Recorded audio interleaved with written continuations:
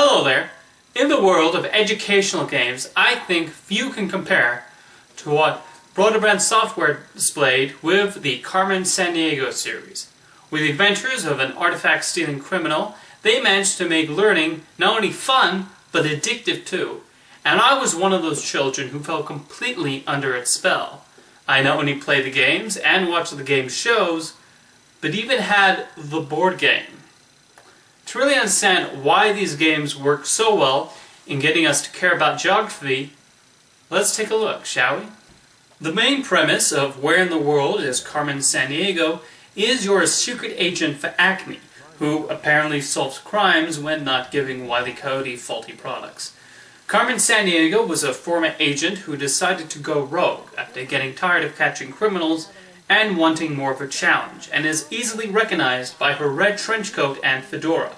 Carmen and one of her cronies have stolen an artifact or a cultural symbol, and you basically have to go around the world trying to catch them.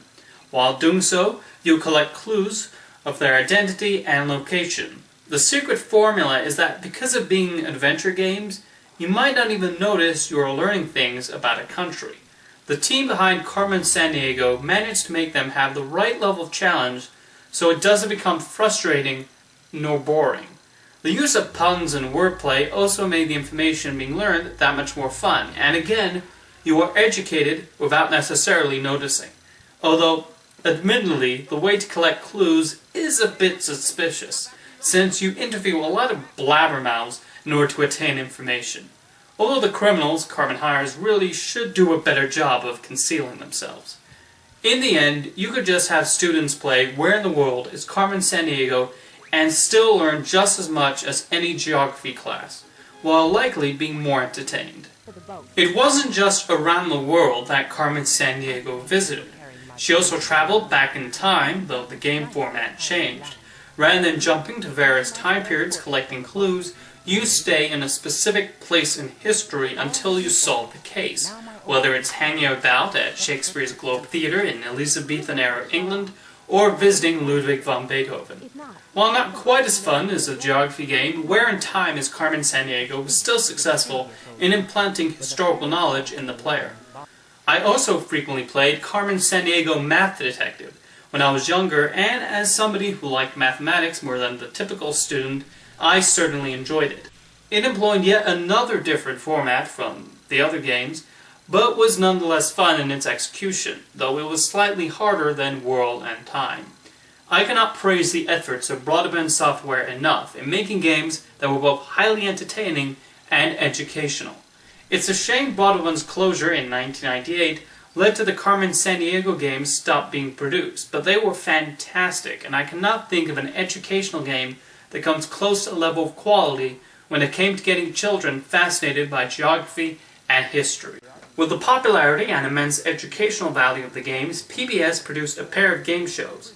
Where in the World is Carmen Sandiego and Where in Time is Carmen Sandiego both took on traditional game show formats by asking questions to the contestants, but again, there was a strong educational bent, and they did not ask basic questions like, what is the capital of Germany, or something along those lines. These were questions that made the viewers think and become involved in the on-screen action. Adding to the fun was a catchy theme song and a memorable performance by the late Lynn Thigpen as Acme's chief. If ever there was a game show that deserves to be revived in this day and age, it's Carmen Sandiego. This was soon followed by the DiC animated series Where on Earth is Carmen Sandiego? Because Broadband had to approve every episode script, there was an obvious educational bent along with the action. Admittedly, this aspect felt a little shoehorned in, and there lacked the challenge of the game shows, and the two leads were a tad one-dimensional, but I think they were meant to be a blank slate for us to project ourselves onto. For Carmen Sandiego, they hired Academy Award-winning actress Rita Moreno to do the voice, and she certainly did a very good job, and the writers did try to develop her character. The oddest decision made by the writers was instead of the chief from the game shows and the newer games, they had an annoying talking head with the voice of Squidward.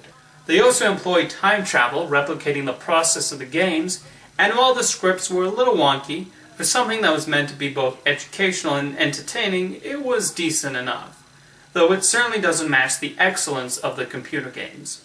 Over the years, there has naturally been talks of a possible feature film revolving around Carmen Sandiego, and I would definitely be supportive of that.